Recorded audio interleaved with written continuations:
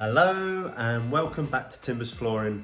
So you join me here in Pakenham near Bury St Edmunds, and you join me here with this pine floor.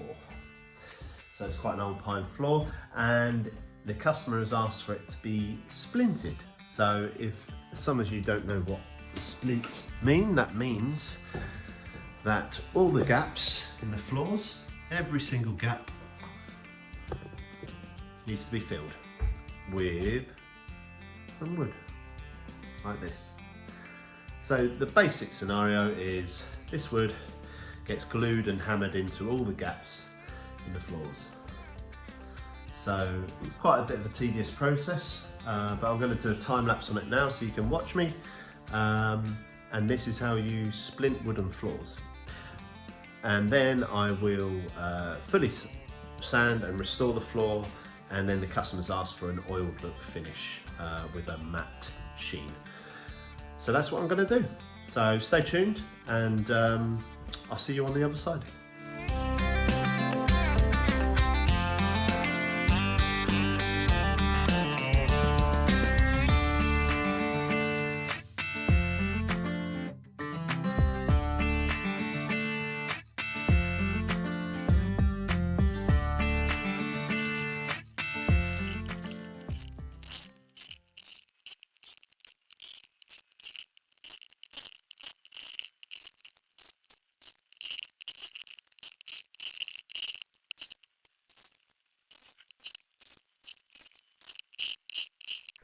So here you can see me gluing the splints in. I am using a foaming PU adhesive, similar to a Gorilla Glue, so the glue foams up and sticks really hard to the floorboards. It also cures in 20 minutes, which makes the job much quicker for everyone.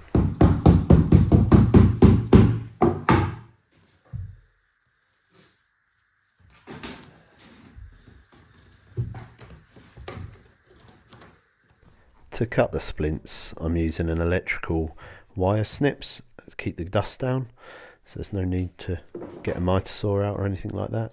Just literally snip it off, job done.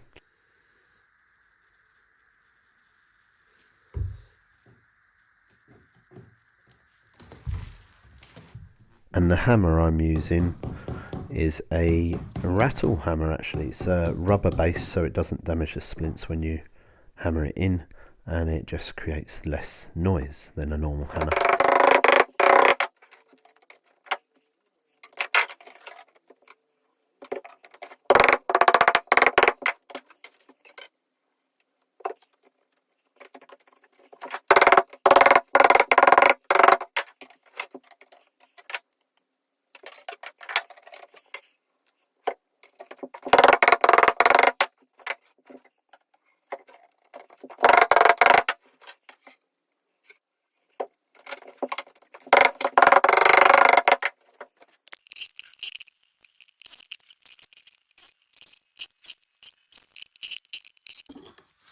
So I've got a little top tip for you guys here.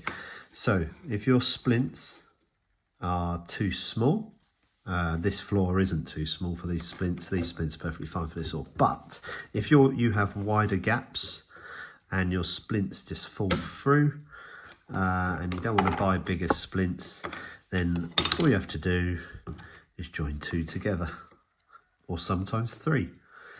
So just glue down here and down here, stick them together, wait just a few minutes for the glue to go off, and then you can do the same process, shove them in the gap and hammer them in.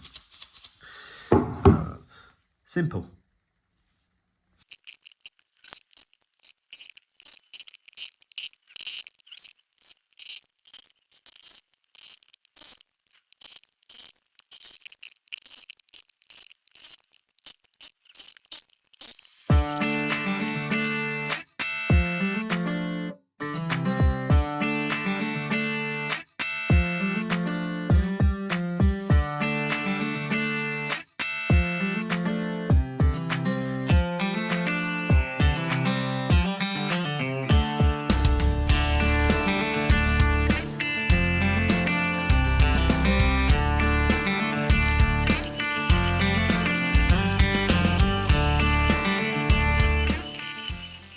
So now the process of sanding the floor can start.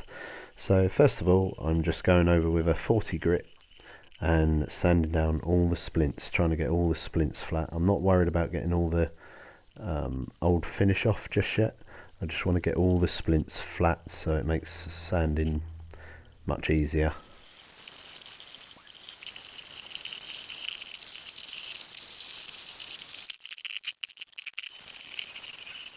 So I'm now starting my first proper pass over the floor with a 40 grit, making sure I get all the old finish off. Make the floor nice and clean on the very first pass. And now I've started a 60 grit pass over, which is much quicker, and just getting the levels flat, and then straight onto the edging after that, going with a 40 grit I think it was, getting all the old finish off around the edges. And then I've gone straight onto file sanding, get all the nooks and crannies around the radiators and all the corners of the floor, getting all them out.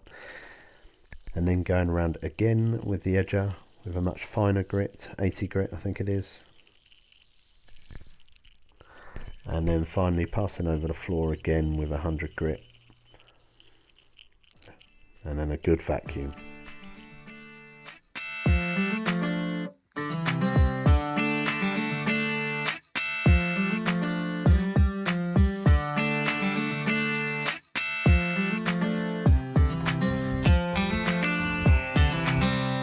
Wax oil that I used on this floor was an Osmo Polyx matte.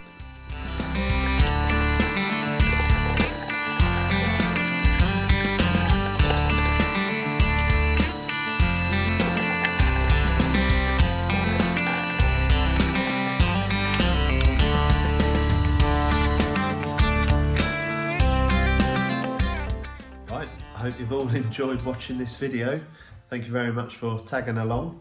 I hope you found it helpful for you. If there is anything you're unsure of what I've done, just comment in the comments section and I'll get back to you as soon as I can and let you know what it was that I've done or products that I've used. But yeah, hopefully this has been beneficial to you. It's all I've got to do now on this floor is just a light sand and one coat of oil. And you'll see that at the end of the video what it looks like finished. Okay, but thank you for tagging along everyone, and I'll see you for the next one. So here is my buffing machine with a 120 grit mesh screen on. You can do this stage by hand with a 120 grit bit of sandpaper and just on your hands and knees and rub over the whole floor very lightly. But using a buffing machine is a lot quicker and easier, so hence why I use it. Good vacuum up everyone, it's very important to vacuum up.